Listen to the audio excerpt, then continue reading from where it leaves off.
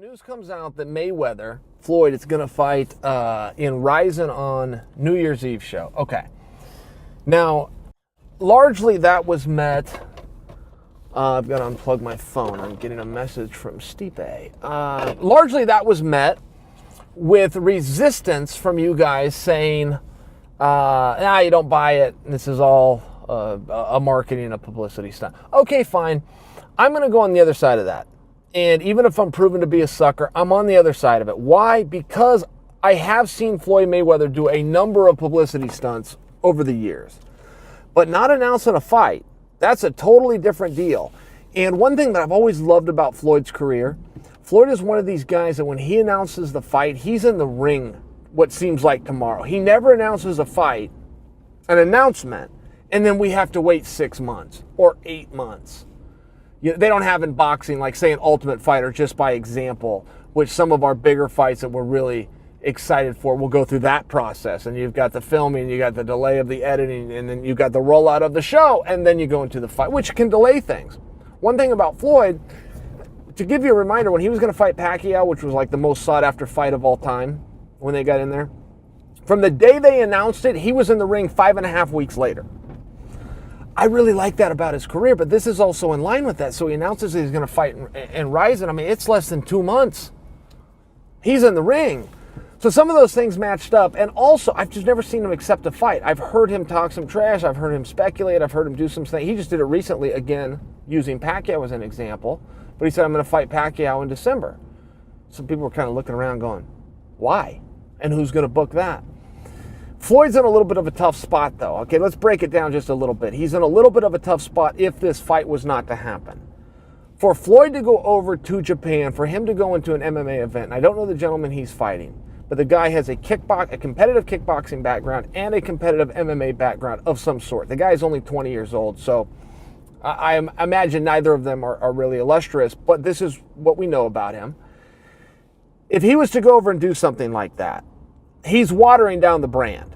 It is very clear right out of the gate, this is a cash grab. And I've told you guys a million times, but I'll make it 1,000,001. The only thing more embellished than Floyd Mayweather's pay-per-view numbers is the embellishment of Floyd Mayweather's net worth. But his spending habits are real. So we know Floyd's got to fight again. The fact that he's got to go over there and do it means nobody here wanted him. And the problem that I'm trying to get at, he is watering himself down by going over there. Now, that is a normal and natural trajectory of a career. You start off in the dog parks, you go to Madison Square Garden, you end up back at the dog park. That is a normal part of a career. So this isn't a bag on Floyd session as much as understanding, and so that you guys understand, this is not wonderful news for his career that he's going over there, even though I think that we can all enjoy it and have a little bit of fun. The one thing about retirement, when a guy wants to retire from a marketing standpoint, you got to retire first if you want to have the comeback fight. That's a big piece, and a lot of guys do it, and a lot of guys get away with it. But there is one ingredient that must be there if you're going to do that and expect this big wow moment when you have the comeback. And that is when you retire. It has to be at a time when the general public is saying, no, please don't retire. You have so much left. You're still the best. We still want you. When you retire at a time, when the boxing community in this case is looking at you and saying, you know what, you should really retire. That's what happened to Floyd. I think that it might have been a little bit unfair, my own personal opinion. I think it was unfair, but what had happened was he went and fought an amateur by the name of Conor McGregor, who had an amateur record in a fight that should not even be sanctioned because Conor was an amateur and Floyd was going for 50-0 and was the most decorated boxer of the generation. The problem he ran into is it took him over 30 minutes and he lost a lot of that fight. It took him over 30 minutes to get this amateur out of there. Now, the boxing world, instead of looking at Conor and giving Conor the due that he deserved and saying, wow, Conor McGregor just put up a fantastic fight and had a fantastic boxing skill set that we just didn't know he had. Instead of doing that, which would have been fair, they were embarrassed that an amateur, and boxing is so tied to records. A lot of you that are more MMA enthusiasts aren't going to understand this. Boxing is tied to records. We aren't like that in MMA. You can lose a fight and go fight for a world championship and win a world championship in your next fight. In boxing, if you lose 10 fights, you're a bum. Your career's over. You're never going to main event anything. Will never work that way. You lose 6 fights, you're a bum. You lose 5 fights, you're on the verge of, it's not going to be great. So they're tied to records.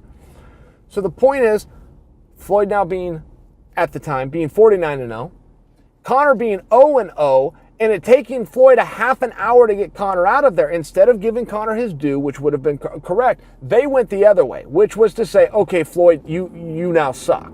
You obviously suck if it took you a half an hour and 10 rounds to get rid of a guy who's never done this before. That's the problem that Floyd ran into. So when he announced this big retirement and he thought it was going to be, oh no, Floyd, we still love you. Oh, you're still the greatest. He thought that's what it should be because it should have been. Floyd actually looked great in that fight. He had to go from plan A to plan B to plan C.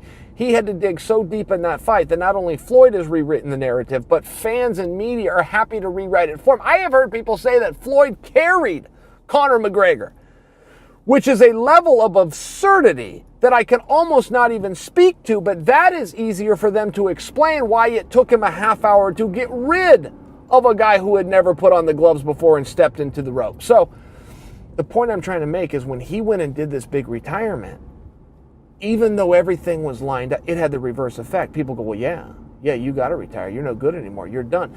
They took that stance because it was easier to cost them one Floyd Mayweather than it was to turn on the entire sport and industry of boxing and say, hey, we just got exposed. Apparently you don't have to do this your whole life. Apparently a guy who works on his hands every now and then but is a few years younger than you can come out here and run shop. That was the options that they were faced with as they saw it. I actually think they were wrong. I think they're being a little bit critical. But the point is this.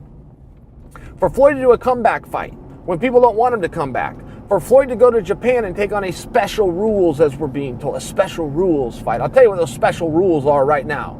They're going to box.